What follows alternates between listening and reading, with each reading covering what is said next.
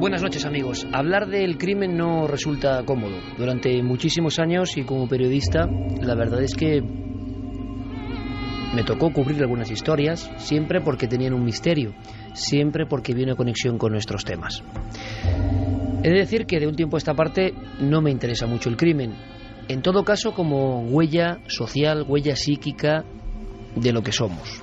A veces, en algunas ocasiones, del crimen se puede aprender, o más que aprender, sacar algo en claro. El momento en el que estamos, por qué suceden algunas cosas, el espanto que nos produce darnos cuenta de que el ser humano sigue siendo un pozo insondable y, por desgracia, entender que en esta pelea permanente de la luz y la sombra, a veces la sombra opaca todo. En ese momento, el investigador, nosotros, vosotros, tiene que hacer un poco de fuerza, de tripas corazón, y bucear en busca de algunas claves que no son amables. Menos, por supuesto, cuando la víctima es un niño, una niña.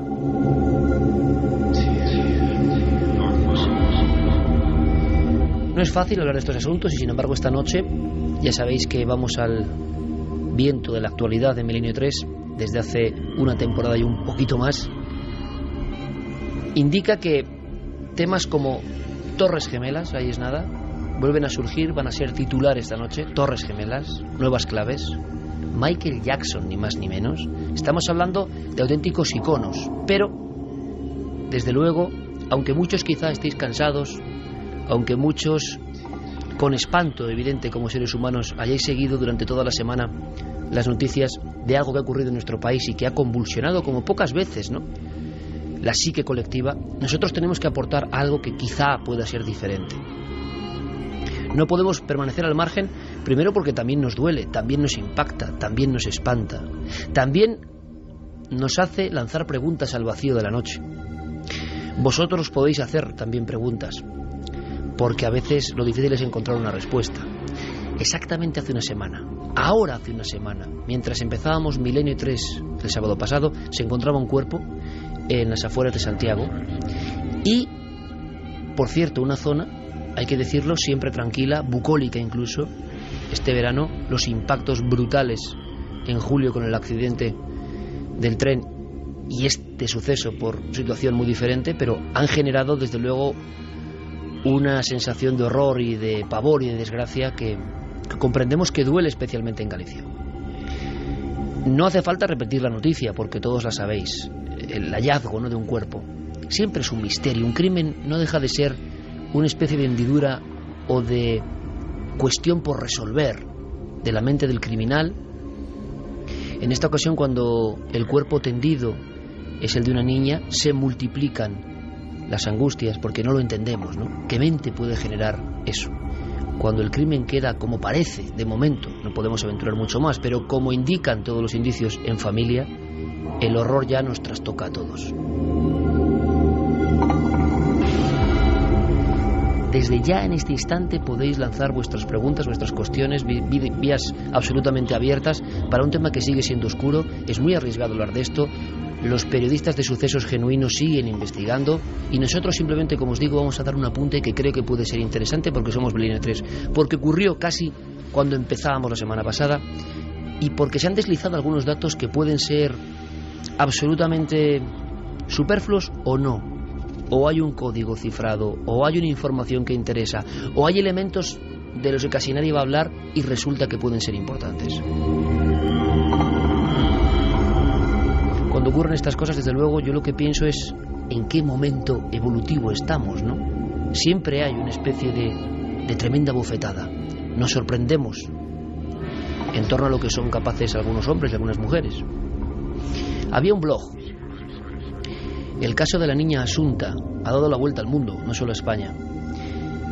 Clicando en algunos diarios digitales, observaba, y es un impacto también en la mente colectiva, cómo todas las noticias tenían que ver con diferentes parámetros de este caso. Como una noticia tremenda de Agatha Christie, una novela mejor dicho, o como una historia de esas que de pronto a todo un país le arrebataban la atención y las sensaciones y las emociones. Asunta significa quiere decir el nombre aquella que se supera. También como palabra, como término, como tercera persona del singular presente, modo indicativo del verbo asuntar, significaría poner atención, atender, comprender bien algo, averiguar, pensar, reflexionar. ¿En qué pensaba esta niña? Nos ha sorprendido a todos el hecho de que hiciese un blog con 12 años, que dejase algunas claves y algunos signos que quizás, repito, no tengan nada que ver. Pero estoy seguro que la audiencia de Milenio, en toda España y América, quiere saber algo de eso. Es el momento, a la 1:37 de la madrugada, de conectar con nuestros compañeros Cadena SER en Vigo. Nos acompaña Nacho Mirás, que es un excelente periodista, que siempre que le pedimos ayuda ahí está, que conoce como nadie los entresijos de la Galicia eterna, ¿no? Y que ha trabajado de lo lindo en La Voz de Galicia para ofrecer información de primera mano. Imagino su sorpresa al ver este blog que hablaba de fantasmas, hablaba de cazadora de fantasmas. Ella misma se ponía como una cazadora de fantasmas, esta niña, ¿no? Tan desgraciada en su fin, tan terrible. Hay investigadores, lo vais a escuchar en esta primera parte del programa, que creen que hay claves que tienen que ser atendidas e investigadas. Ella hace solo esa entrada, una entrada como si fuese un mensaje, quizá un mensaje en una botella, no lo sé. ¿Para quién? Nacho Mirás tiene todos los datos. Nacho, buenas noches. Muy buenas noches, Iker, ¿qué tal? Cuando descubrís el tema del blog, imagino tú, porque sé que eres un sabueso, hace muchos años, y yo creo que tú piensas de inmediato, lo llevas a la portada de La Voz de Galicia, que eso tampoco tiene por qué ser casual, que desde luego es una pieza más de un asunto muy raro y muy misterioso, ¿no? Es información, desde luego, ¿no? Es algo que, de no haber sido el final que fue, el de Asunta, pues no pasaría a ser pues el ejercicio de una chiquilla de 11 años, ¿no? De casi 12 años ahora, 11 años en el momento en el que escribió el blog. Es un documento complicado, es un documento en el que se dan unas claves espaciales, unas claves temporales que nos hacen pensar porque esta niña arranca un blog con un único post, como bien decías, justo en un mes que no es un mes cualquiera, es el mes de julio del año 2012. Algo ocurre en esa familia en el mes de julio del 2012. Se muere su abuelo.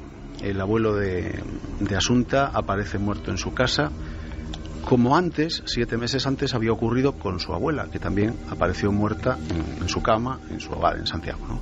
A partir de ahí, Asunta, con la ayuda de alguien, que según vayamos hablando te diré quién es y cuál es la pieza que nos falta en todo este puzzle, empieza a hacer un blog en el que, como tú decías, se define como una cazadora de fantasmas.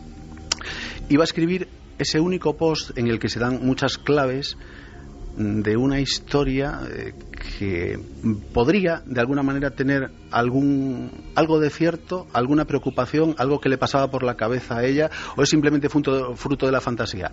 Si lo es, en cualquier caso, los hechos recientes, los hechos de ahora, nos hacen echar la vista atrás y encontrar sentido en algunas de esas expresiones que ella utiliza y que ahora podemos comentar.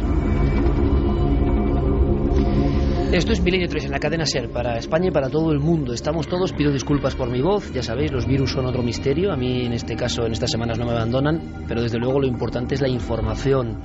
Hay mucho más esta noche, pero creo que es que España está realmente convulsionada, pocas veces, ¿no? Todos los elementos de esta historia. Una madre, si es que es la madre, yo no puedo aventurar nada, lo dirá la justicia, pero parece que los investigadores tienen datos suficientes. Se recuerda un caso antiguo, el de Hildegard, que aquí contamos con todo el tipo de detalles, la madre que construye una niña casi perfecta y luego la derrota o la rompe, de alguna forma. ¿Qué paralelismos puede haber? Sí que quiero que escuchéis algo importante. Vicente Garrido es uno de los maestros de la criminología en este país. No es un cualquiera, desde luego. Se han detenido algunos de los grandes asesinos en serie por las investigaciones de Vicente Garrido, nuestro primer perfilador, nuestro primer autor de perfiles psicológicos de aquel que mata. Bueno, pues Vicente Garrido, desde luego, no pensaba que el asunto del blog era una cosa baladí, que hay que investigarlo, que ahí está. Nos decía esto. Bueno, yo creo que un blog, en la medida en que tiene afanes literarios, pues constituye una proyección de lo que es la vida, las inquietudes y la personalidad de la persona que lo hace, en este caso una niña. El hecho de que hubiera una narrativa criminal en ese blog, que por lo demás estaba bastante reciente, con anterioridad a ese momento en el que ella dice mi madre me quiere matar o mi madre me está matando, me está envenenando, pues eso indica que ese blog, desde luego, en esa ideación o en esa imaginación criminal estaba probablemente transmitiendo ya una angustia que tenía la niña, porque el oyente tiene que pensar que la idea que pueda tener una niña de 12 años de que su propia madre quiere matarla puede ser una de las experiencias más terroríficas que puede tener un niño. Vicente Garrido, el gran catedrático de la criminología en nuestro país, profesor de la Universidad de Valencia, que no tiene la menor duda, esto hay que investigarlo. Nacho Mirás habla de esta información, la publica, todos nos quedamos un poco sorprendidos, yo el primero. Vamos a intentar leer, si quieres, entre líneas. Por supuesto, saludo del equipo. Santiago Camacho, buenas noches, compañero. Buenas noches, Iker. Javier Sierra, buenas noches. Muy buenas noches, Iker. Javier Pérez Campos, buenas noches. Hola, Iker, buenas noches. Todos muy impactados. Fermín Agustí, Geray Martínez, con estas músicas tan especiales, que en el fondo también son una aproximación a las nubes oscuras de la mente, ¿no? Carmen, buenas noches. Buenas madrugadas, Iker. Impactada también especialmente. Abrimos líneas de contacto, escuchamos a Nacho, escucháis todos a Nacho, que es lo importante esta noche, y luego ya debatimos. Pero imagino que las redes sociales, Nave del Misterio, están hirviendo con este asunto. Como creo que está toda la sociedad española conmocionada por el asunto de un asesinato tan terrible de una pequeña, de una niña. Abrimos las vías de contacto del programa, como siempre hacemos, a través de las redes sociales, Twitter, Facebook y Google+. Nos tiene que buscar en Nave del Misterio, y nuestro correo electrónico milenio3 con número @cadenaser.com. Visualmente, Nacho, compañero, ese blog nos llama la atención ya no solo por el contenido, que ahora vamos a intentar resumir, por sus incógnitas, sino hasta por la, vamos a llamarlo, escenografía, el diseño, sí, ¿verdad? El diseño es una plantilla que ella escoge de las que se pueden elegir en una plataforma de blogs muy conocida, basada en una conocida película, ¿no? Entonces, pues, Anatomía de un crimen, y ya cuando entras sabes que vas a leer algo que tiene misterio, ¿no?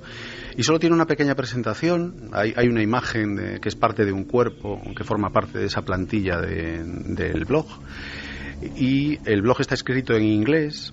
Es un ejercicio hecho en inglés con alguien que se presenta en el primer post, la primera entrada, como una cazafantasmas. Me llamo Asunta, soy una cazafantasmas y voy a escribir este blog con la ayuda de mi amiga Sophie Elizabeth Patton, o Peyton, no sé cómo se pronuncia. A partir de ahí dice que va a escribir ese blog porque ha escuchado hablar de historias, pues de fantasmas en los parques de Santiago, y que le gustaría dejarlas por escrito. Los ubica, por cierto, esos fantasmas de la ficción, en varios parques. Claro, del romanticismo o de la realidad en la que cree. Yo eso no lo sé, no sé si habéis indagado en algo, pero creo que encima, para más Inri, en alguno de esos parques hemos estado juntos, sí, Nacho, haciendo un programa, sí, precisamente de Milenio 3. En el Parque de Bonaval, uno de los que fue cementerios de la ciudad, reconvertido por el arquitecto portugués Álvaro Siza en un parque magnífico, estupendo, donde efectivamente hicimos un especial sobre el Camino de Santiago juntos, y que es un espacio que está muy cargado de muchas cosas, ¿no? Ese es uno de los espacios en los que ella sitúa, o tiene la intención de situar, porque realmente se queda en dos de los parques que salen en ese primer post, que es el que nos trae aquí para reflexionar. Como tú bien decías, puede ser simplemente un ejercicio de fantasía, pero hay que ver cómo ha acabado Asunta y la importancia que tiene cualquier cosa que haya podido decir, claro, ¿no? Esa información. ¿Qué te llama la atención como sabueso periodístico, Nacho, de lo que se escribe en ese blog? El relato yo casi me lo sé de memoria. Es un relato en inglés, muy breve, muy sencillo, escrito con el lenguaje de una niña de su edad, y cuenta la historia de una pareja. Ella cuenta la historia de una pareja, de un matrimonio muy feliz, que era un hombre y una mujer que tenían un hijo varón. Un día, un hombre malo, ella utiliza un lenguaje pues poco adjetivado, un lenguaje sencillo, un hombre malo mata a la mujer. El marido quiere tomar represalias contra el hombre que ha matado a su mujer, pero él también es asesinado por este hombre malo, ¿no? El espíritu de él vaga por el parque de la Alameda de Santiago, esperando a su mujer, sentado en los bancos, a ver si aparece, y el espíritu y el cuerpo de ella están en el parque de Belvis, que es un parque también que está muy céntrico en Santiago, muy conocido, pues esperando reunirse con su marido, ¿no?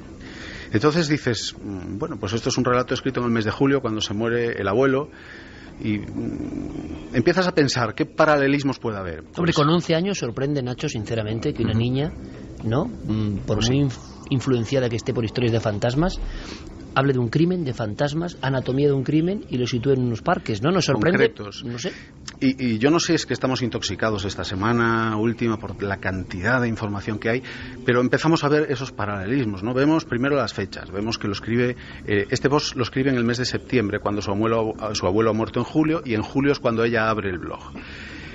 Ella habla de una pareja feliz, un matrimonio que tienen un único hijo. Sus abuelos son una pareja, pues aparentemente feliz, muy conocida en Santiago. Su abuelo ha sido cónsul de Francia durante 25 años, es un abogado muy popular en Santiago, y su abuela era una catedrática de historia del arte, también muy conocida, que se relacionaba mucho con todo el mundo. Tenían una única hija. No es un hijo, como ella dice, es una hija, pero bueno, es un detalle. Sitúa la muerte de la mujer primero. Y claro, hay quien, leyendo entre líneas, quiere ver o puede entender, su abuela fue la que primero murió, efectivamente. Después, el siguiente en morir es su abuelo, 7 meses después. En el relato, el siguiente en morir es el hombre de la pareja. Los restos del hombre vagan, digamos, y el espíritu por el Parque de la Alameda. El Parque de la Alameda era un parque especialmente querido para su abuelo, para Paco Porto, porque todos los días, desde que se jubiló, presumía, además de darle 2 vueltas y de ser su parque favorito, la Alameda, ¿no? La relación con el Parque de Belvis, pues habría que verla. Los 2 abuelos, después de morir, fueron incinerados. Y ahí quedó la cosa. Murieron por causas naturales, no habría pasado nada, de no ser por este extraño final que después tuvo la niña, y que a nosotros, a través de las investigaciones ya puramente periodísticas y no de divagaciones de decir esto tendría algo que ver o no, a través de la investigación directa, policial, realizada por la Guardia Civil, nos dicen que, visto lo visto, van a echar la vista atrás. Van a echar la vista atrás. Exacto. Un alto cargo de la Guardia Civil, un muy alto cargo de la Guardia Civil, nos dice, vamos a echar la vista atrás.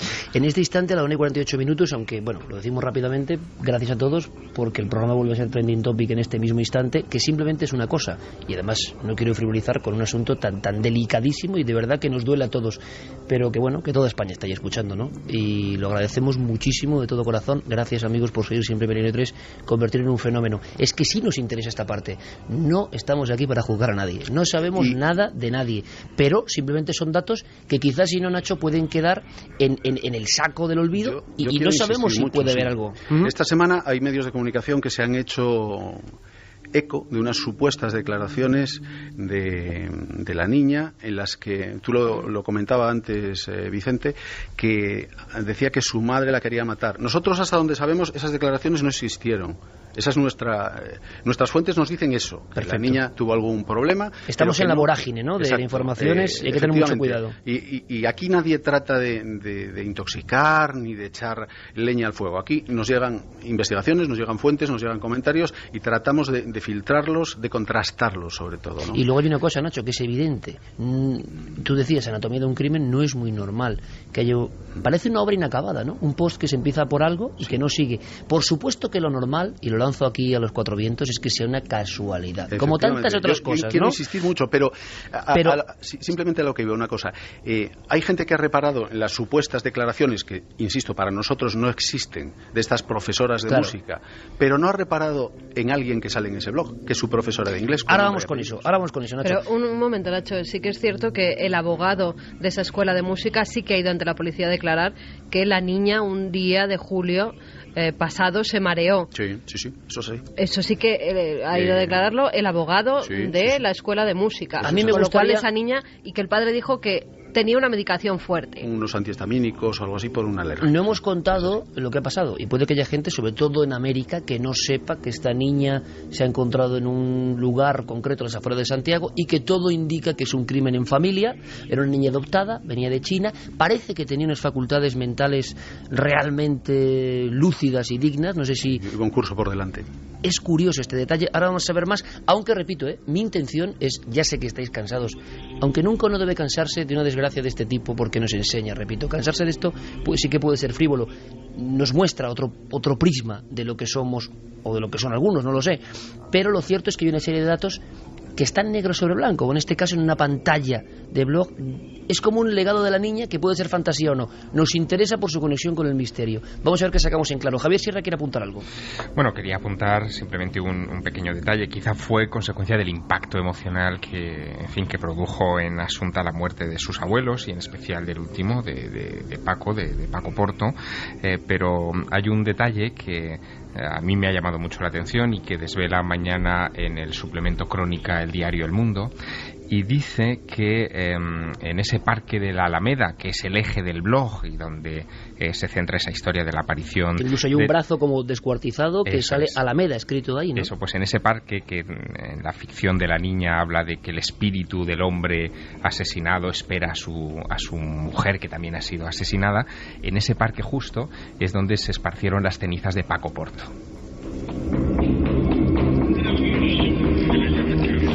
Toda una serie de simbolismos que quizá no tengan que decir nada, o como en las historias realmente enrevesadas y llenas de, entre comillas, ¿no?, significados ocultos, igual sí tienen que decir y se nos pasan. Bueno, no sabemos la importancia, digamos, real para la investigación, pero un evento de esas características desde luego debió dejar un impacto emocional en la niña, y quizá influyó en esa ficción que, en fin, que no sabemos si enmascara algo o no. Eso lo tendrán que decir los investigadores policiales. Nacho, porque es un mero pasatiempo de niña que se asoma a la pubertad, de esto de los fantasmas, bueno, pues Galicia, ¿no?, el romanticismo, esos parajes. No tenemos ningún dato para saber si la niña tenía realmente una afición, no sé si desmedida, porque ella misma se fotografía, creo, en el blog, cuéntanos, en uno de esos asientos donde supuestamente está el espíritu esperando, ¿no? Son las dos únicas imágenes que ilustran el blog, las dos únicas imágenes que conoce toda España y todo el mundo, porque se han publicado en los distintos medios de comunicación, ¿no? Los medios de Santiago tenemos muchas imágenes de la familia al completo, pero las que ella misma se hace son esas dos, ¿no? Y las que están... El blog sigue todavía operativo, está ahí. ¿La Guardia Civil sabe si o miembros de la investigación han tomado interés en el blog? La investigación está interesada. Quien no está interesado en este momento es el juzgado, y el juzgado nos insiste mucho que los tiempos de la investigación policial y los tiempos de la investigación judicial y por supuesto los de los medios de comunicación son muy diferentes. El juzgado está preocupado ahora mismo por saber quién mató a Asunta. Eso es lo primero. Y después veremos las causas y lo que haga falta. La Guardia Civil ya nos avisó que echarían la vista atrás. Cada uno que entienda lo que quiera aquí. Yo lo he entendido claramente. En esta especie de novela, por desgracia real, por desgracia con una víctima inocente, como puede ser una niña, se ha hablado mucho y no queremos entrar en todo eso, pero sí que hay otro elemento. Es un personaje que no es ficción, que existe y que aparece en ese blog, y que yo no sé si está en busca y captura o intentando ser localizada, o qué pasa. Te diré, al principio salía un nombre en inglés que a nadie aparentemente le sonaba: Sophie Elizabeth Patton, vamos a decir Peyton, yo no sé cómo se pronuncia. Y pensamos que haciendo búsquedas en internet y tal salía alguna referencia, alguna escritora, referencias vagas. No había perfiles de nadie que se llamara así en Facebook o en Twitter, o bueno, lo que tienes más al alcance, ¿no?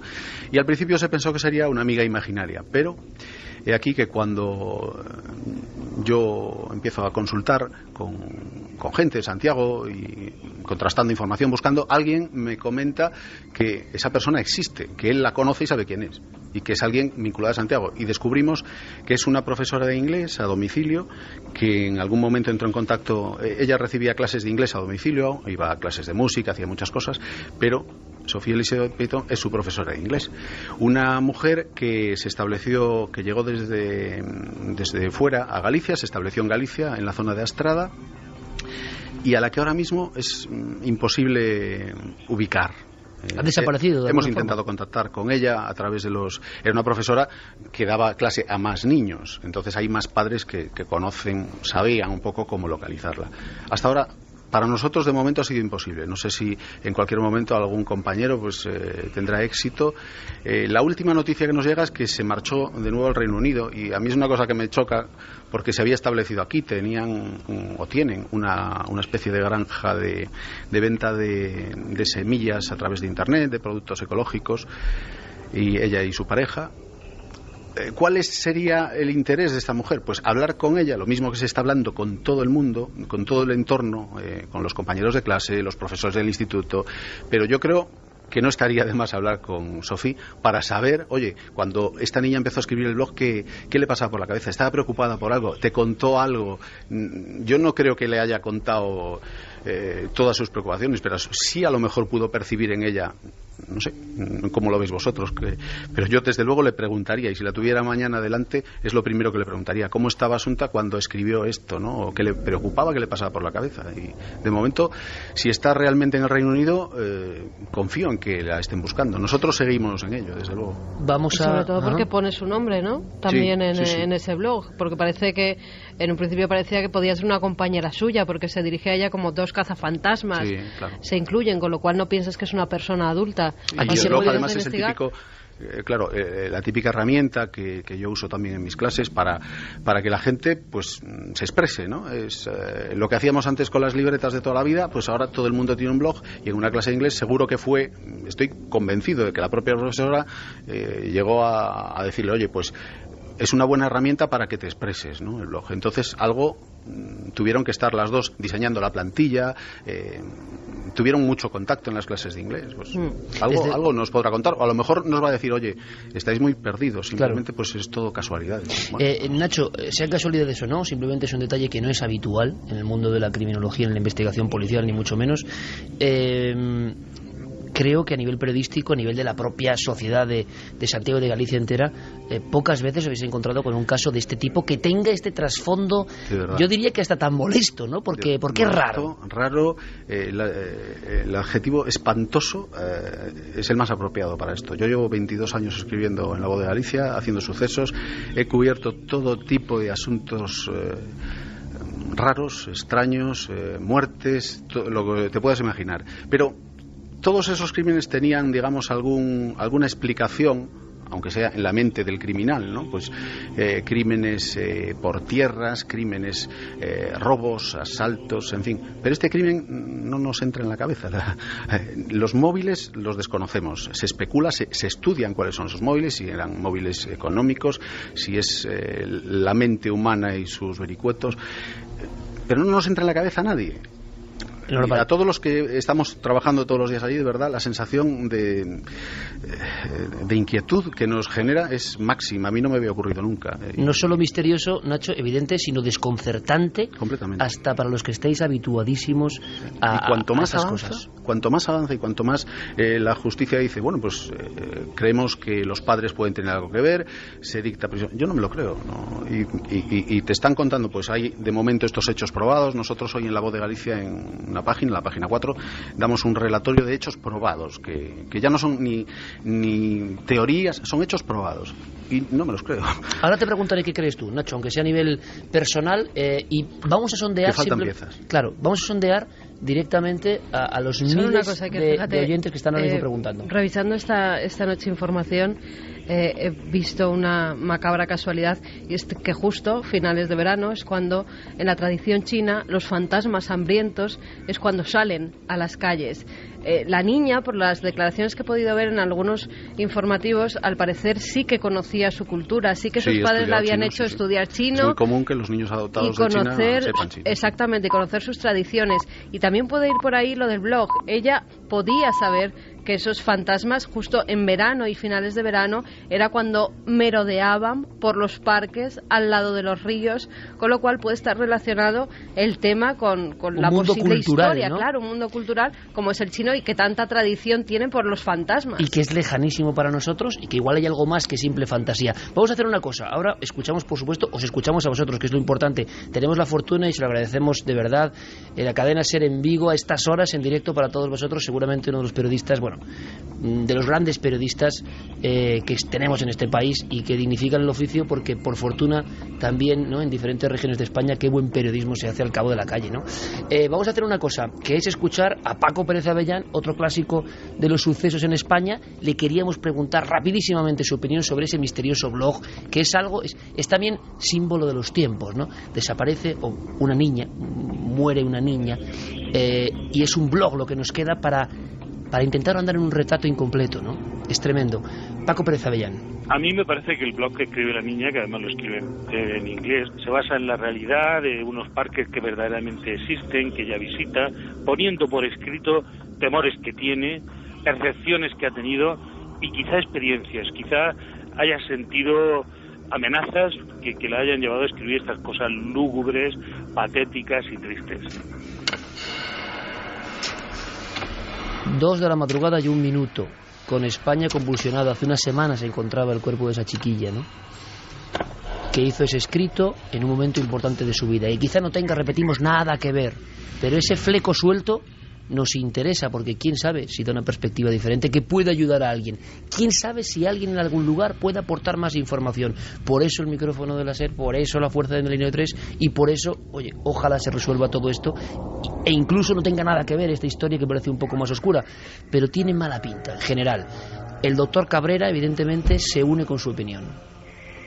No nos deja de llamar la atención a algunos especialistas de psiquiatría forense las similitudes que tiene este caso con el famoso caso Hildegard de los años 30, en el cual una madre mata a su hija en unas circunstancias más trágicas que en estas, pero similares en cuanto a la relación entre madre e hija.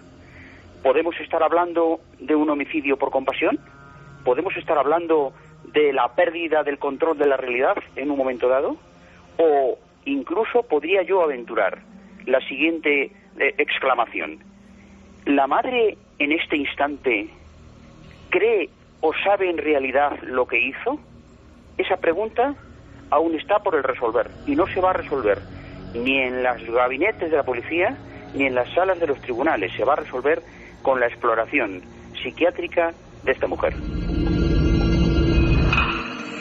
A veces hay un escalofrío común cuando nos enfrentamos al espejo más profundo de las tinieblas del alma, ¿no? Y estos casos nos traen todo eso que creemos que no somos, que no nos pertenece, pero que está en algún lugar de la raza humana. Aparece de vez en cuando. Claro que preferimos la luz, claro que preferimos dar esperanza y contar cosas muchísimo más positivas, aunque en el camino, como para recordarnos la especie compleja que somos, la mente sin acabar de entenderse, surgen estas historias que superan, como decía Nacho Mirás, todo lo que antes habíamos comprendido.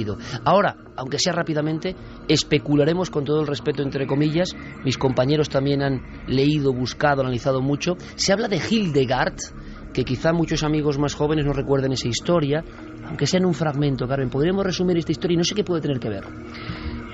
Lo han sacado a la luz porque es muy parecido. Era una niña superdotada que además la madre se queda embarazada. Es una mujer que aboga por los derechos de la mujer, gallega. Se queda embarazada aposta, siendo soltera, dicen que de un cura, para que así no pudiera pedir él ningún derecho sobre la niña, y cría a esa niña haciéndola como ella quiere. La hace estudiar. También era una niña que tenía ciertas capacidades muy por encima de lo normal, hasta que llega un momento en el que ella entra en una paranoia tremenda, donde cree que hay un complot internacional para raptar a su hija, que ha hecho una especie de monstruo que ella misma ha creado y ella misma lo tiene que matar. Con lo cual, un día, 1933, llega, se acerca a su cuarto y con una pistola mata a su propia hija, a la que había creado para ser una persona especial. Esto es cuando yo digo un resumen y que todos tengamos en la mente qué fue de Hildegard y por qué algunos expertos forenses lo sacan ahora a colación. Aventurándonos un poco, Javier, yo no sé, decía Nacho que faltan piezas, ya escucharemos a él. Santi, Javi, podemos intervenir en cualquier momento. Yo no sé cómo se puede liar esta madeja tan compleja, ¿no? Es, en fin, yo creo que tremendamente prematuro todavía especular a falta de más datos. Efectivamente, faltan muchas piezas para poder tomar carta. Y que se irán conociendo, este espero. Claro, pero aquí falta por resolver esa tremenda pregunta de, en estos momentos están los dos padres detenidos, los dos padres adoptivos, tanto Rosario como Alfonso. El juez ha encontrado suficientes contradicciones en sus testimonios como para encerrarlos en prisión y por lo tanto todas las sospechas apuntan a que se trata de un asesinato de los padres. Pero ¿qué llevaría a unos padres a querer asesinar a su hija? ¿Por qué? Bueno, sobre eso se está especulando mucho en estas horas. Algunos han llegado a apuntar a que quizá la niña conocía algún secreto familiar, algo que habían hecho los padres, que no era cómodo que la pequeña lo supiera y por eso decidieron acabar con ella. Algunos incluso pueden llegar a plantear, y han planteado la posibilidad de que ese secreto era que ya los abuelos habían podido ser asesinados por razones económicas en los meses anteriores.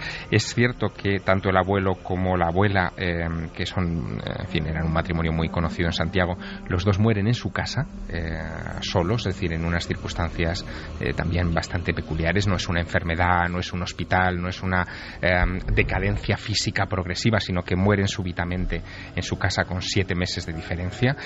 Eso que en su momento había pasado desapercibido, ahora claro, tiene características de señales de alerta, y que probablemente es lo que va a obligar a la Guardia Civil a investigar. Es lo de mirar hacia atrás, que decían las sobrinas, ¿no? Sobre todo por las declaraciones de una prima. Exacto. De una prima de ella. Y del padre de él. Rosario Y del padre de él también. Sí, pero la prima ante las cámaras ha dicho que es que ellos ya sospechaban que había algo raro, que ella estuvo precisamente la noche anterior a la muerte del abuelo con él y que estaba perfectamente, y que de repente al día siguiente pues fue una muerte repentina.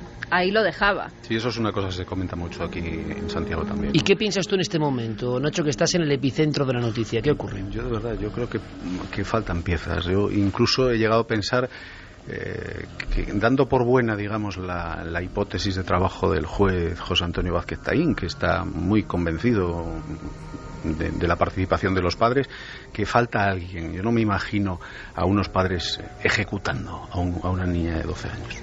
No puedo, no me cabe en la cabeza. Qué miedo ha dado ese falta alguien. Y yo recuerdo una cosa, un fragmento de esta historia, así como hecha a pedazos, nunca mejor dicho, ¿no? Por desgracia, pero que tiene que ver con una declaración. Yo no sé qué se sabe de eso, Nacho, pero eso le ha impactado a todo el mundo. Al parecer la madre declara que en mitad de la noche, en la madrugada, sí, en cierto momento aparece un individuo. ¿Qué es esta historia? ¿Qué sabéis? Sí, es una de las primeras contradicciones. A la madre la pillan, digamos, en varias contradicciones. Ella da unas horas de que llega a su casa, no se encuentra a su hija y tal, y a partir de ahí se inicia la búsqueda, la encuentran muerta a las pocas horas, y unas cámaras de seguridad desmontan su versión, porque la ven con la niña a horas subiéndose en un coche camino, pues posiblemente de la casa que tienen en Teo, que está a unos 4, casi 5 kilómetros de Santiago. Y esto es la primera contradicción, pero hay más contradicciones, porque ella de repente dice que cuando empieza a tomar le toman declaración, dice que en el mes de julio un extraño había entrado en su casa. Estas son declaraciones de ella, aquí no hablamos de especulaciones, hablamos de realidades y de atestado policial. Un hombre había entrado en su casa con unos guantes de látex y había intentado matar a su hija.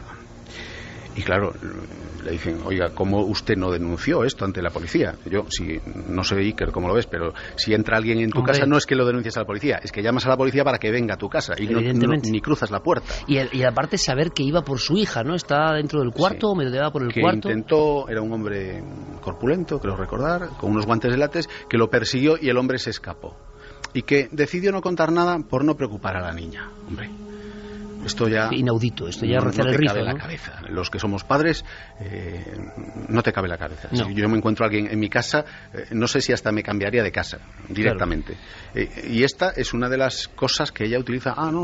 Pues que apareció un hombre y tal. Con una extraordinaria frialdad, no tiene mucho ¿no? sentido. No tiene sentido, igual que no tiene sentido las reacciones que ella tiene, pues tanto en el tanatorio, el día que depositan ya el cadáver una vez que le hacen la autopsia, como el día que incineran a la pequeña, ¿no? Las reacciones que ve la gente. Se entiende. Las reacciones que tiene cuando están registrando su casa y se ríe. Nacho, y podría tener una explicación en el hecho, también se está comentando en estos momentos en diversos medios de comunicación, de que Rosario padecía lupus. Y también es una de las cosas que se dice. Y que esto puede tener una derivación neurológica y por lo tanto estamos hablando de un trastorno psíquico severo. Yo la he visto, la he tenido delante, y ves a una persona que algo no codifica bien. ¿Qué transmite?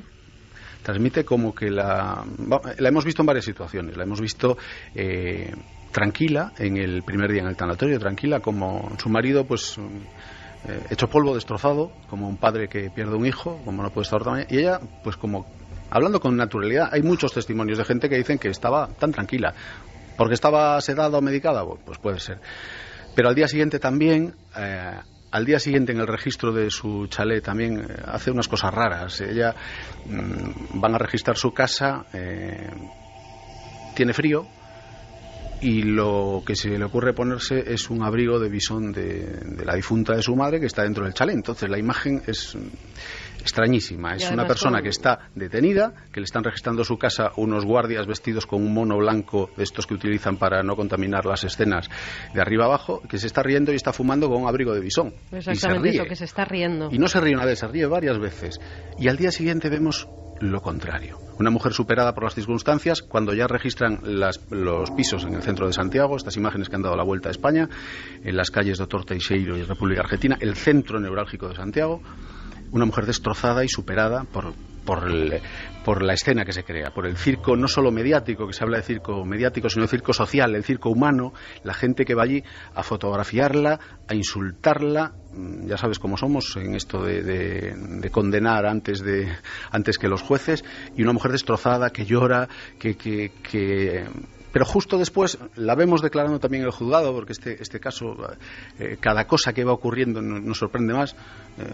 Por un error o por un despiste de alguien, vemos como la mujer declara en el juzgado y hace pues una serie de gestos y de aspavientos que incluso algunas televisiones han tratado de interpretar con la ayuda de especialistas, ¿no? Y hace aspavientos, explica cómo mueve las manos hacia atrás, lo poco que podemos ver de cómo declara, pero son varias secuencias de la misma persona que no lo olvidemos. Está acusada de la muerte de su hija, esta es la principal sospechosa, pero al margen de eso, es que ha perdido una hija. Sí, no se entiende. O no se entiende. Su hija, la realidad, el verdadero hecho es que su hija está muerta. Eso es innegable. Y yo no sé cómo reaccionaría yo como padre con un hijo muerto, pero desde luego mi sonrisa no saldría jamás.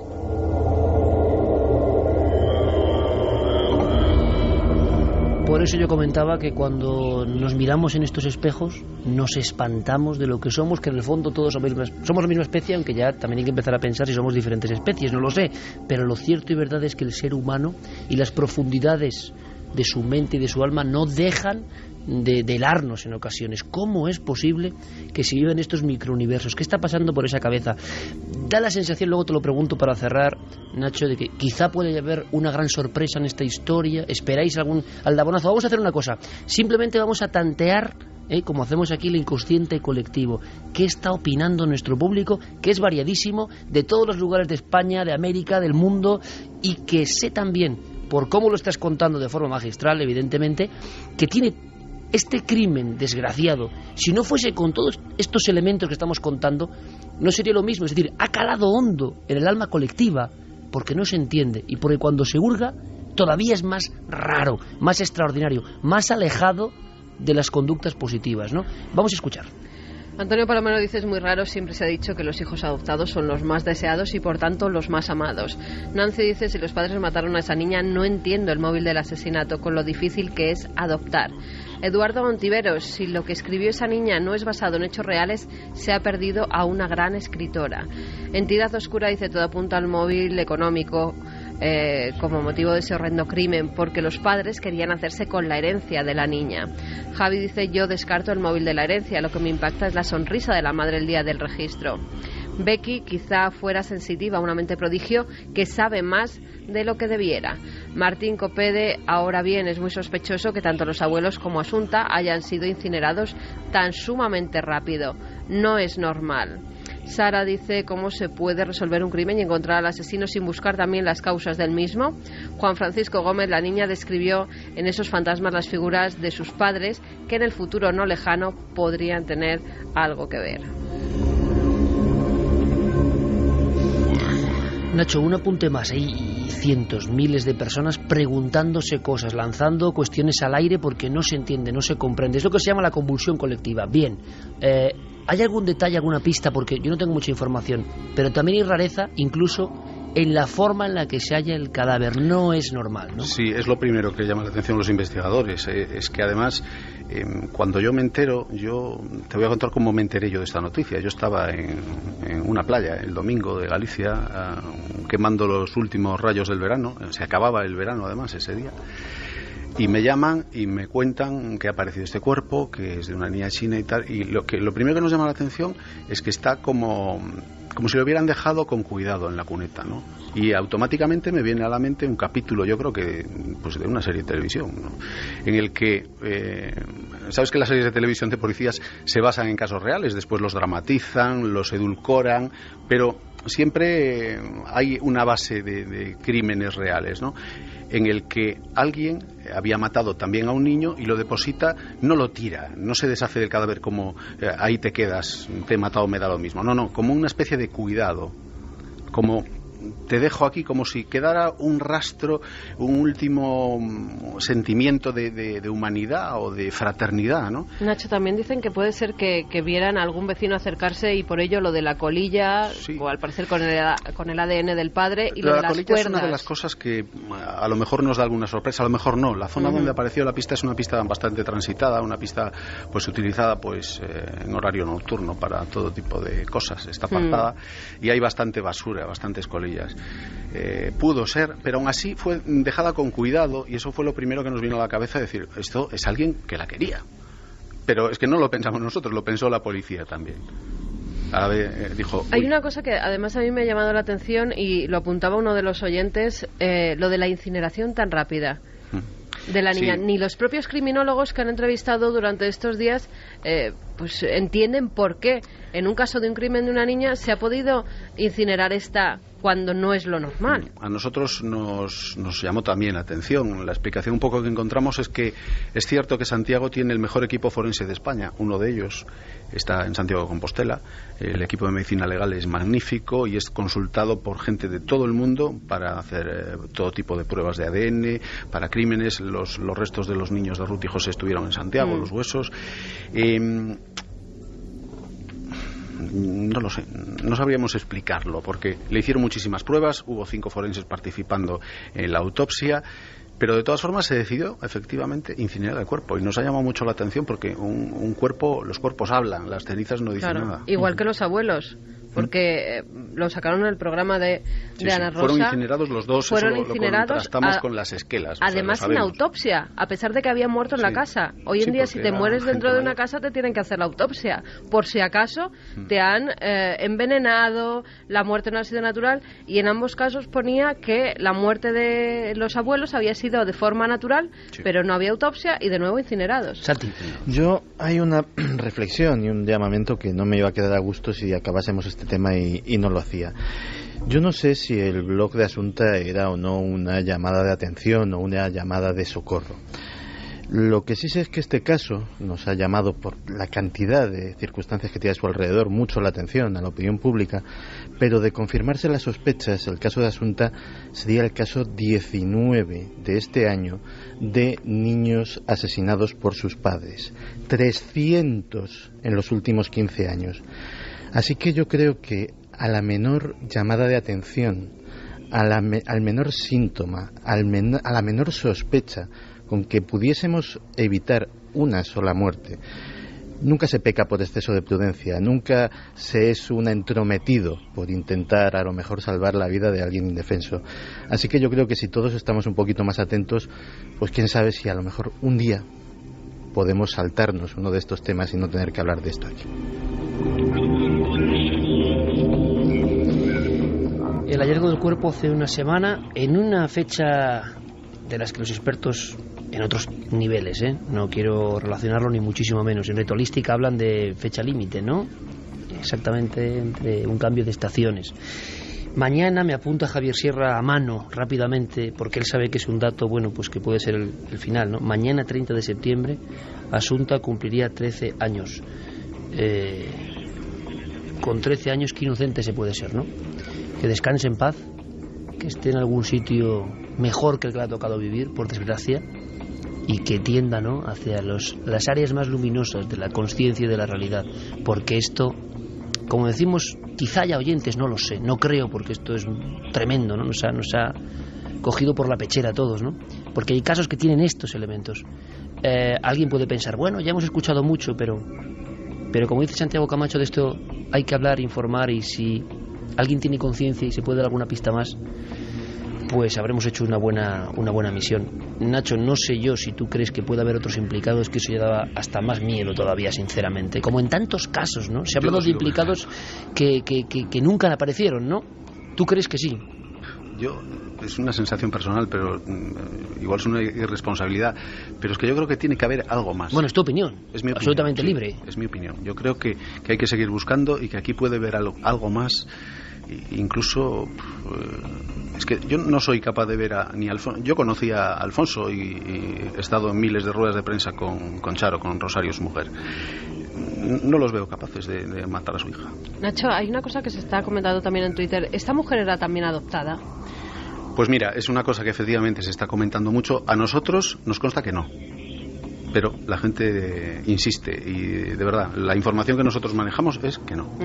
En este caso concreto de la niña Asunta, tenemos también la dificultad de que está pasando ahora mismo y de que pueden surgir datos que cambien todo lo que ahora mismo estamos contando, pero no seríamos fieles a nuestra idea de informar de lo que no se suele contar, este área un poco más desconocida que hemos conocido, nunca mejor dicho, gracias a la gran labor de Nacho Miras, periodista de pro de La Voz de Galicia, informador sobre el terreno, no hablar desde la lejanía, y que yo sé el esfuerzo que ha sido para él, primero porque no voy a decir que haya una consigna general, pero sí que se tiene un cuidado extremo, incluso en esta casa es lógico, por hablar de los hechos probados, pero somos Milenio 3 y nos conceden esa venia, podemos meternos en profundidades donde nadie se mete. Bueno, son nuestras cosas.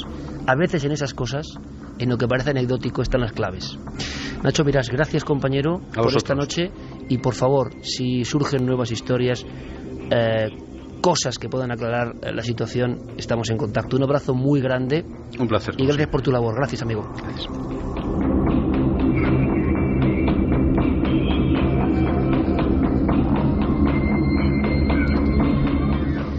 Amigo hace muchos años y de verdad persona que yo creo que da a conocer realmente un poco, ¿no? Esta historia del blog, de personas que no aparecen. No sé, ya la muerte está, es decir, no sé qué puede ser peor, ¿no? En el sentido de que si hubiese algún tipo de ritualística o de misterio iba a darle esperanza a la pobre Asunta, pues no. Entonces tampoco, pero sí que hay algo como que no acaba de cerrar el círculo, ¿no? Y este periodista, repito, y poca gente como él conoce el mundo de Santiago por dentro, no le queda claro. Hay alguien más. Y por desgracia, Javier, Santi, Carmen, Javi, es una frase que se ha escuchado en demasiados crímenes, y eso sí que aterra, ¿no? Y no olvides que Asunta es la punta del iceberg de un tremendo drama. Asunta fue abandonada por su madre en China por la política del hijo único. Allí se practican la contabilidad ya va por más de 300 millones de abortos de niños cuando se sabe que son niñas. Algunas nacen y terminan siendo abandonadas. 300 millones de abortos. Sí, se habla de 336 millones de abortos. En fin, que esto es la punta del iceberg. Tienen explicaciones. Exacto, la punta del iceberg de un China, enorme ¿sabes? drama. De un enorme drama. De un enorme drama, y de, si la hacemos más profundo, que igual no es el momento en la noche, es como el espanto no es por un crimen, sino que ese crimen, como dice muy bien Javier Sierra, siempre afinado, es la punta de un iceberg, de un problema que viene de atrás, de la mecanización absoluta de la vida. Y me da igual lo que digan y lo que piensen y quien está a favor de una cosa y de otra, yo sé muy bien de que estoy a favor y que en contra, y de eliminar todo lo sagrado de la vida, todo el componente divino de la vida en su esencia real, y no hablo de religiones, eliminarlo, romperlo, quebrarlo, convertirlo en la mecánica, acaba convirtiendo eso en una cifra que muchos, y esto da espanto, leen como una cifra y no se les corta de cuajo la sangre en el cuerpo, ¿no? 336 millones de vidas que tenían programado vivir, que tenían que vivir, que tenían esa oportunidad de vivir, de intentar ser felices, y que la mecánica absolutamente terrorífica impuesta por, yo no sé si, regímenes, ideologías, creencias, el ser humano, ¿no?, gobernando sobre la vida. Es a dónde estamos llegando, ¿no? Pues bueno, a veces un crimen terrible, te enseña un espejo que desde luego te hace querer exiliarte a veces de este planeta, ¿no? Quédate con un último dato. En el registro civil, el nombre de Asunta es Asunta Yongfang Basterra Porto. Yongfang en chino significa belleza valiente.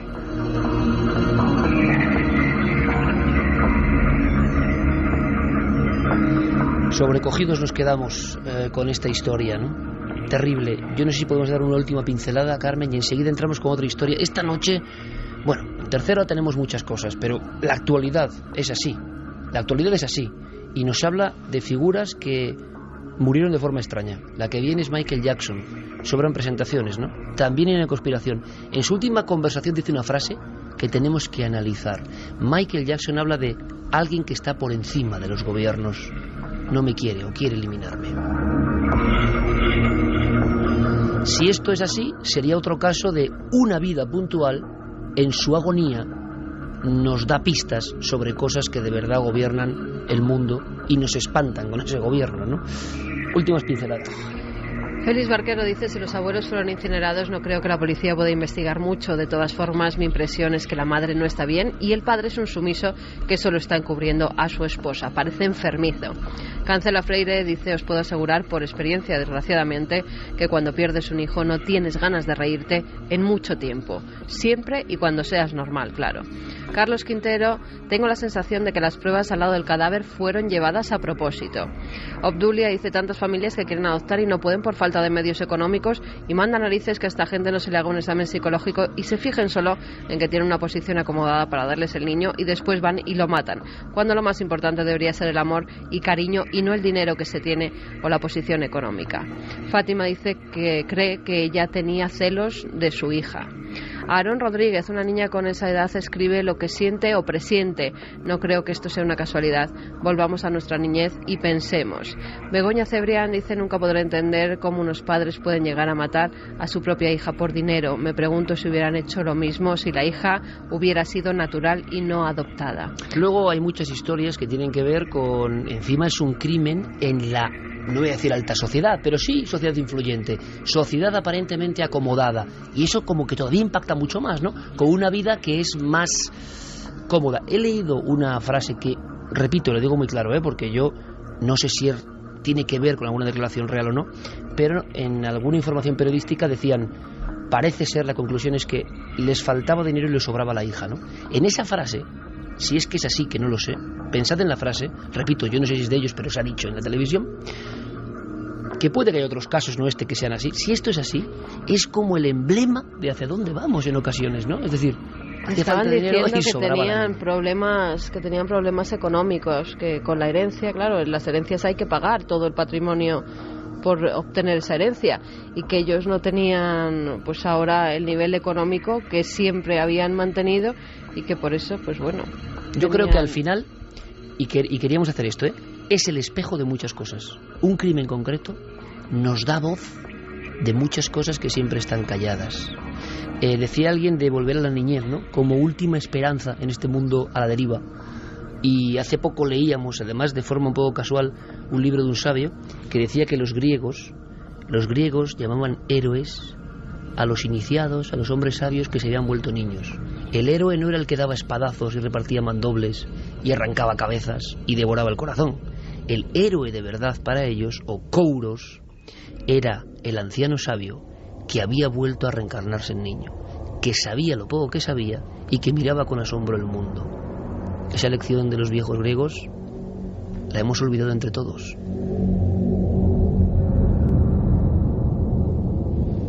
Vamos a cambiar de tercio. Por supuesto, cualquier información, Carmen, sobre este asunto, asunto de Asunta, ¿no? Pobre cría y cómo nos convulsiona, ¿no? Un hecho que será olvidado, evidentemente, porque la vida está diseñada así, será olvidado. Nosotros, si es posible, no olvidaremos, y por eso lanzamos este programa que quedará de alguna forma en el archivo perpetuo, ¿no?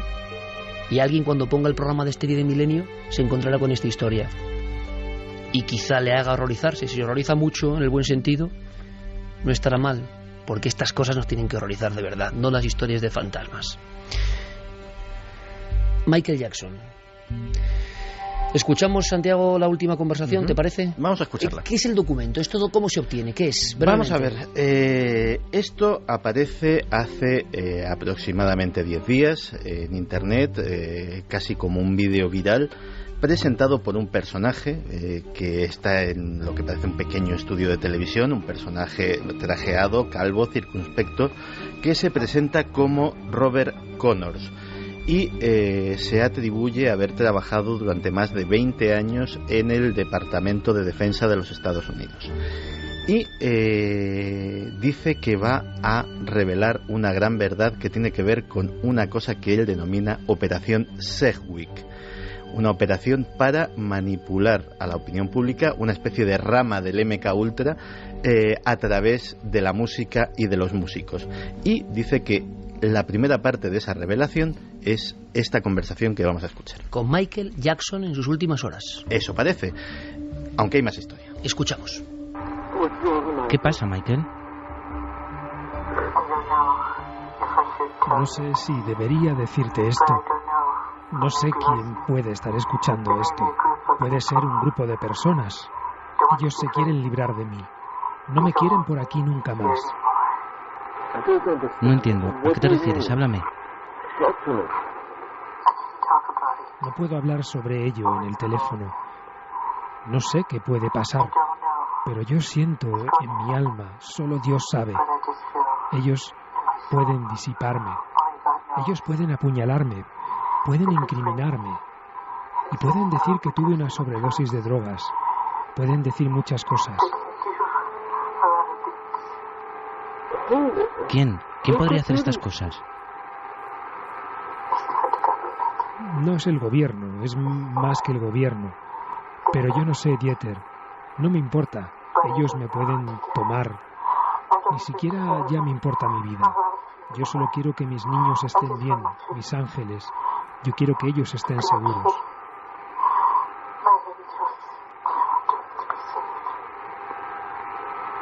Michael. Me tengo que ir. ¿Era Michael Jackson, Santi?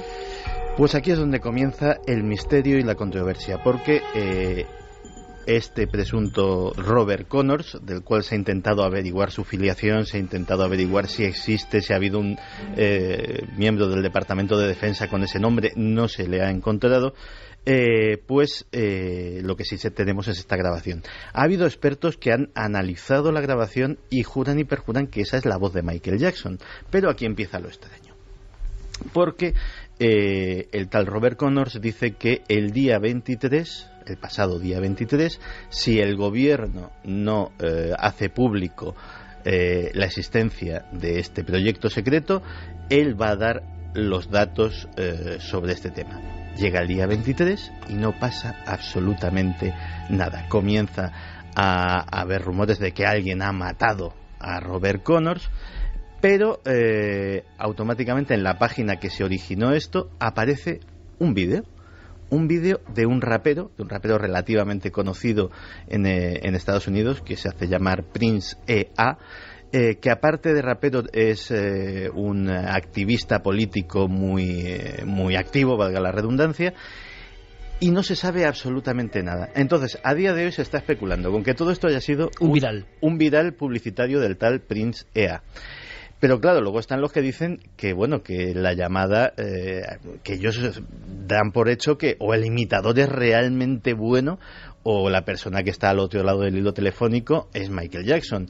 Por otro lado, nadie sabía identificar quién es este tal Dieter, que es el otro interlocutor al que se refiere, que no es ni mucho menos el tal Robert Connors, con lo cual hay montado una confusión, como suele pasar en todos estos casos, en la cual absolutamente nadie se aclara, y a ver si en fechas futuras pues podemos ampliar un poquito y ver si esto realmente es una publicidad viral o qué era. Lo curioso es que han aprovechado una circunstancia muy concreta que es real sobre Michael Jackson, ¿no? Sí, es que justo ahora están esperando la sentencia que hay un juicio que la madre y los hijos de Michael Jackson han puesto contra AEG Live, que era la empresa que iba a llevar a cabo los nuevos conciertos de Michael Jackson. Decías tú ese nombre puede ser de una persona perteneciente a esta empresa, porque el hijo de Michael Jackson ha salido declarando en el juicio que su padre en varias ocasiones le había dicho que le iban a matar, que estaban presionándole demasiado y que hablaba casi todas las noches durante horas con alguien de esta empresa diciéndole que los médicos incluso estaban inyectándole demasiados medicamentos para que él estuviera bien. Cosas que se han sabido y que son tremendas en el juicio, porque han tenido que declarar tanto los médicos que han hecho las autopsias. Ha sacado incluso el médico una foto de la autopsia tremenda porque tiene todo el brazo Michael Jackson lleno de pinchazos. Se ve su brazo izquierdo completamente saeteado con agujeros. Además, decía una cosa que yo creo que no se sabía, que Michael Jackson tenía una costilla más.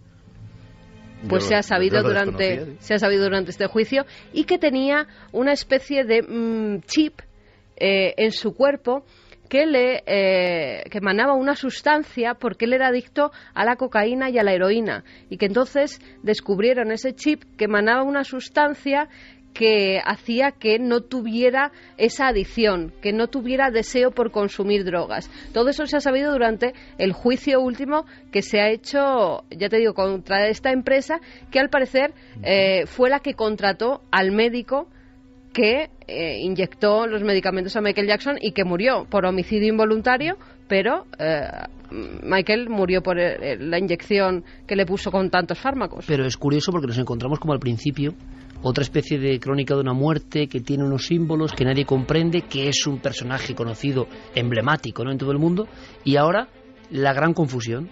Hay unos documentos, unos datos, y uno no sabe si se están deslizando verdades o ya nadie conoce nada. Curiosamente, el tal Robert Connor no andaba tan descaminado porque sí en el pasado existió algo parecido.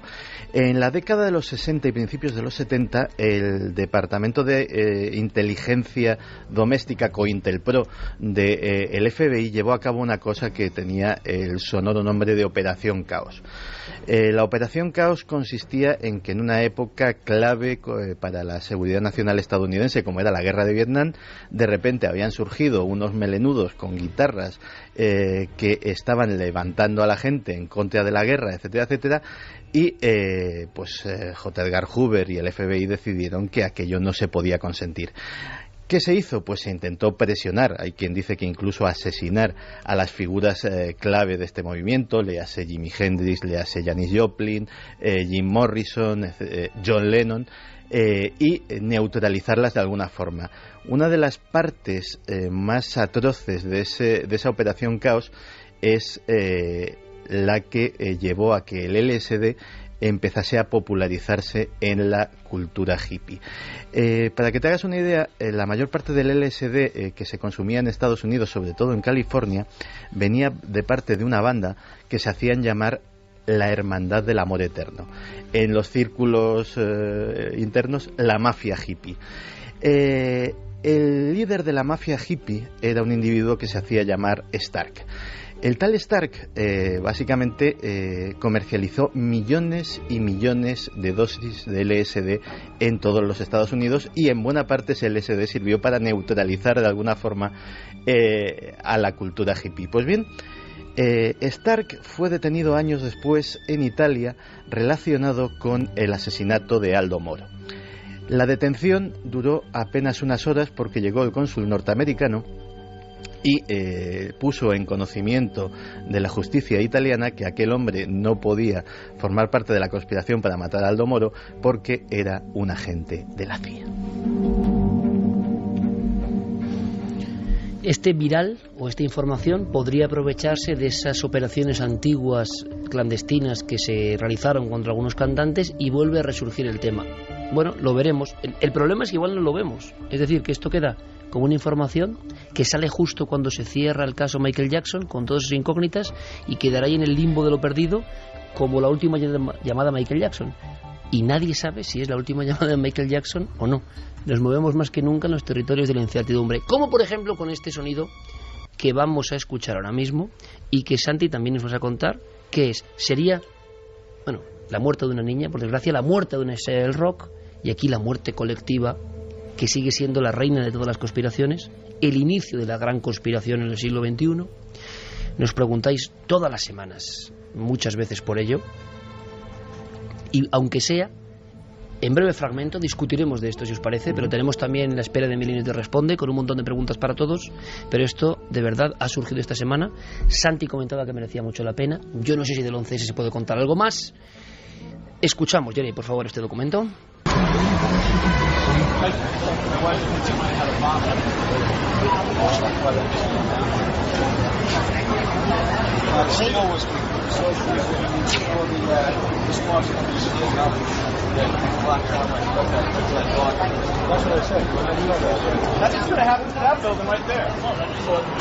Y nos vas contando, Santi. Pues sí, esta semana también el portal norteamericano LiveLeak ha sacado a la luz un documento gráfico que yo creo que todo el que pueda acceder a él merece la pena, y es imágenes absolutamente inéditas hasta ahora del 11S. Imágenes tomadas por un videoaficionado en pleno Manhattan, retratando en primera persona, como si tú, yo o cualquiera de nosotros estuviéramos paseando por allí, la confusión, el terror. Que es lo que escuchábamos, ¿no? Efectivamente. Ese inicio del terror. Los gritos de espanto, las sirenas. Manhattan oscurecido, como si fuera en plena noche, en pleno día, una nevada de polvo que cubría más de un palmo los coches, es decir, una escena dantesca que nos han contado o que hemos visto a lo mejor en asépticas imágenes de noticiero, pero que con estas imágenes tienen, digámoslo así, la viveza de la primera persona, la viveza del aficionado que se encuentra atrapado en medio de ese mare magnum, tipo en una tienda comprando carretes de foto, acaparando carretes de foto, diciendo por si acaso, suponiendo que va a fotografiar pues más cosas ese día. Pues bien, todo esto lo tenemos que sí es un documento histórico muy bonito, pero que tampoco tendría nada de misterioso. Bueno, bonito, no sé si es bonito. Dramático, ¿no? Dramático. Que no tendría nada de misterioso, de no ser porque en algunos planos de esas imágenes se ve a gente que procede del World Trade Center o que ha estado en las cercanías afirmando que ha habido explosiones dentro del edificio, e incluso alguno que ya empieza a mencionar que si el propio gobierno no estaría implicado en aquello. En aquel momento, el mismo 11S. En aquel momento, en pleno Manhattan, ya debió de surgir la primera teoría de conspiración, el primer conspiranoico que ya empezó a decir que a lo mejor esto nos lo ha montado nuestro propio gobierno. También tiene ese documento histórico. Y la verdad es que esos testimonios de primera mano, del primer segundo, contando esas explosiones, nos recuerdan los testimonios que ha habido mucho tiempo después de bomberos, de policías, que estuvieron arriesgando sus vidas en el World Trade Center y que también oyeron y vieron esas explosiones,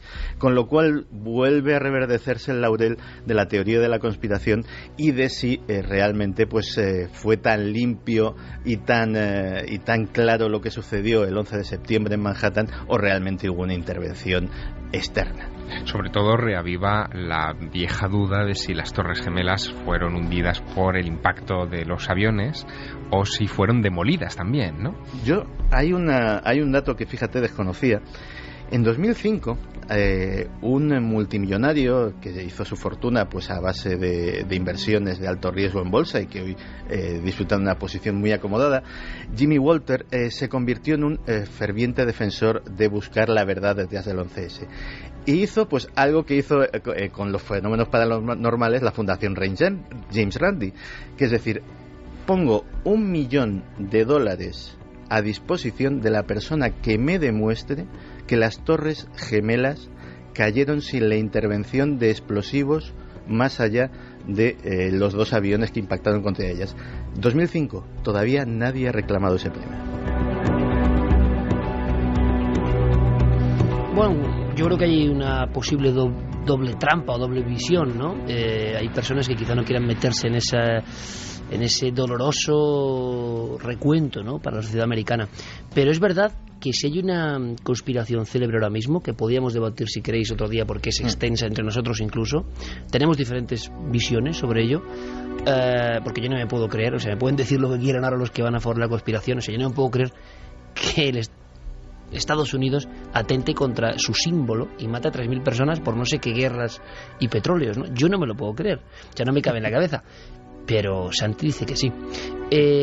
Lo curioso es que eso vive con una fuerza enorme, Javier, y que ha habido gabinetes de arquitectos, gabinetes, digamos, de pilotos por la verdad del 11S. ¿Y qué es lo que más se escucha? Yo ahí como periodista acepto que esa conspiración no muere en ningún momento y que crece. ¿Crecerá con pruebas fiables y sólidas o solo con conjeturas? Bueno, más específicamente quien ha organizado, quien lleva la voz cantante en este asunto es un grupo que se llama Asociación de Arquitectos e Ingenieros por la Verdad del 11S. Ellos han firmado incluso una petición, hay 1.500 firmas en la base de ese documento, de ingenieros y arquitectos, algunos de ellos conocidos, que piden al gobierno de los Estados Unidos que se reabra la investigación, que se abra desde un punto de vista científico, sobre todo en el asunto de las Torres Gemelas, pero también en otros edificios colaterales. La Torre 7. Exactamente. La Torre 7 parece que es la torre del mayor misterio, ¿no? Bueno, la Torre 7 es la torre del mayor misterio porque hay una filmación muy clara en la que se observa el momento del hundimiento del edificio. Es un edificio muy ancho, de una fachada muy amplia, que cae simultáneamente de manera muy compacta hacia abajo. Pero ¿y cómo puede quedar un edificio? No, pero espera, claro. La cosa es que se han hecho mediciones de todo tipo. Se sabe que ese edificio se desploma en caída libre durante 8 plantas sin que haya ningún tipo de obstáculo, y ese tipo de efecto, dicen estos arquitectos, solamente se produce en los edificios que se demuelen con cargas explosivas, cargas que se debían poner en todas y cada una de las columnas sustentadoras del edificio. Esas columnas revientan a la vez y por lo tanto el edificio se desploma como si fuera un castillo de naipes. Solo en ese caso, ni siquiera un terremoto podría causar un efecto de esas características. Así que, sobre todo gracias a la Torre 7, se ha reabierto por parte de este grupo el caso, digamos, a nivel teórico, y apuntan a una cosa que es muy llamativa. Ellos dicen que el elemento que se utilizó en el caso de la Torre 7, por otras imágenes que se han recuperado, no fue un explosivo convencional. Fue una cosa que se conoce como termita química. Es una composición pirotécnica que, para que nos entendamos, casi oxida el metal de manera instantánea, provocando unas temperaturas que se retroalimentan y que son prácticamente ingobernables e insofocables. Y eso, han encontrado pruebas de ello en los cimientos de esta Torre 7, donde han aparecido fragmentos de acero incandescente que solamente produciría una reacción química de este estilo. No hablan de una termita química convencional, hablan de una nanotermita química, que sería algo que ni siquiera estaría comercializado y que estaría al alcance de los ámbitos militares. Exacto, estaría solamente al alcance de los ámbitos militares. Es un tema de tan largo alcance. Yo creo que después de la conspiración de la Luna, sin duda la del 11S es la más popular, la que le toma el relevo, ¿no? Y muchísima gente y muchísimos oyentes, la creen a pies juntillas. Yo me imagino a miembros del ejército de Estados Unidos poniendo cargas dentro de las Torres Gemelas. Vamos a matar aquí a nuestro símbolo para hacer una guerra con no sé quién. Pero claro, también he escuchado tantas cosas que no creía y luego son verdad.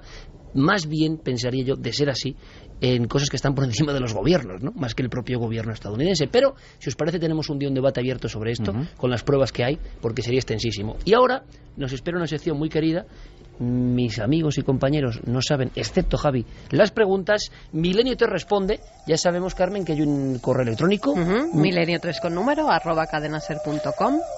Y ahí, casos, cosas por favor precisas. Y luego Javi y Fermín nos llaman para que quede muy claro, ¿no?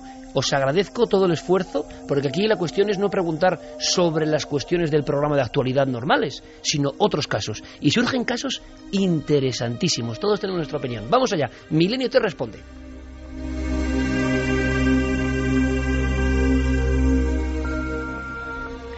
Hola, buenas noches a todos. Soy Amelia Cobos y mi pregunta es sobre un tema que me apasiona, la historia de los niños verdes de Banjos. Me gustaría saber si el pueblo de Banjos existió realmente y, de ser así, a qué población correspondería en la actualidad. Muchas gracias y un fuerte abrazo. Un clásico, 2 niños verdes que venían de otro mundo y que aparecieron en una cueva de un pueblo llamado Banjos, según los informes. Rapidísimamente, entre todos, los que queráis, yo no logré descubrir nada. Se decía que en la Sierra de Béjar o en Cataluña, pero nunca creo tener entendido, se encontró el pueblo concreto y más bien hay ideas de que era una vieja leyenda inglesa, pero ¿por qué Banjos? ¿Por qué pusieron Banjos? Los niños verdes de Woolpit, que efectivamente pues era una leyenda británica que era exactamente clavada en esa localidad británica, y es posible que de alguna forma contaminase a los que trasladaron la historia aquí, porque... ¿Pero por qué eligieron Banjos? No se me ocurre. Bueno, Banjos que no existe, es decir, habría que... Claro, lo que determinaron en su momento Raymond Drake y Mercedes Castellanos en la revista Mundo Desconocido es que... Quizá... Eso de memoria, de momento. Sí. Es que, bueno, porque fue un artículo que me impactó, Iker, ¿no? Pero es que Banjos quizá podría haber sido una traspolación del lago de Bañolas, una deformación de Bañolas y del pueblo de Bañolas en Gerona. Pero vamos, que todos coincidían en que se trata efectivamente de una adaptación de esa leyenda de los niños verdes de Woolpit, que es muy famosa en el folclore británico. Niños de otro mundo que llegan y que son verdes y que cuentan lo que se ve en su mundo. Y yo he contado aquí en alguna ocasión que la serie de televisión española Planeta Imaginario hizo una recreación de aquel caso con cabezudos y que era lo más terrorífico que he visto en mi infancia. Otro caso que le puede gustar a Javier Sierra, a mí me gusta, muy desconocido, hilan fino nuestros amigos de Milenio 3 Responde. Hola, me llamo Chimo, llamo desde Alicante. Mi pregunta va referida al encuentro OVNI que hubo en la base militar de la Sierra de Aitana, EVA 5, en la provincia de Alicante. En este caso parece ser que, aparte de un contacto visual con diferentes objetos luminosos, hubo una agresión a uno de los soldados de la base. Me gustaría saber si había habido alguna novedad respecto a este caso. Muchas gracias y un saludo a todos. De Aitana, en 10 segundos, efectivamente, es uno de esos casos que no están en la desclasificación oficial de informes OVNI. Ocurrió en Alicante en julio del 75 y la información que yo tengo es la que me mostró en su día cara a cara JJ Benítez. Él tenía directamente los informes que nunca se desclasificaron. ¿Qué era lo interesante? Que una de esas luces se había acercado a una zona de vigilancia y de una de las luces, y estaba el dibujo, y esto impresionaba, salía como un pico de luz, y el pico de luz llegó al pecho del soldado, que tuvo daños. Nunca se desclasificó el informe. Año 75, Escuadrón de Vigilancia Aérea, Aitana, Alicante. Una noche del miedo, entre comillas, de la que jamás sabremos nada.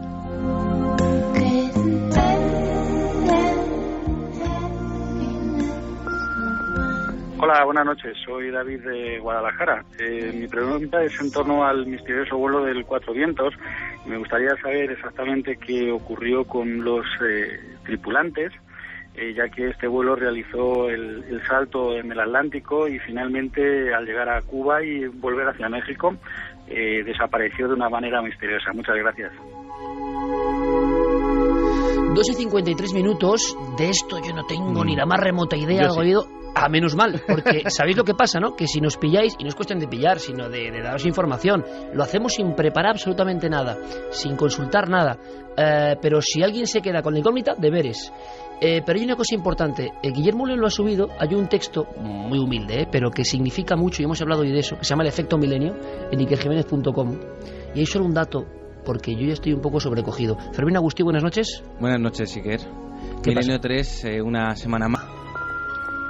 Pues mi nombre es Emilio Fernández y tengo inquietudes de que escuché lo de la estatua de Manchester, famosa, sobre una estatua que ya en el 2008 oí de una estatua en Vietnam de la Virgen María que se movía sola, tenía una especie de velo que se movía sola el manto y la verdad que las imágenes en YouTube eran espectaculares. Y he dejado un poco de seguir la historia, de escucharla y no sé en qué acabó. Entonces quisiera preguntaros cómo ha quedado esa historia. Muchas gracias. Este era Emilio, creo que Emilio nos ha pillado.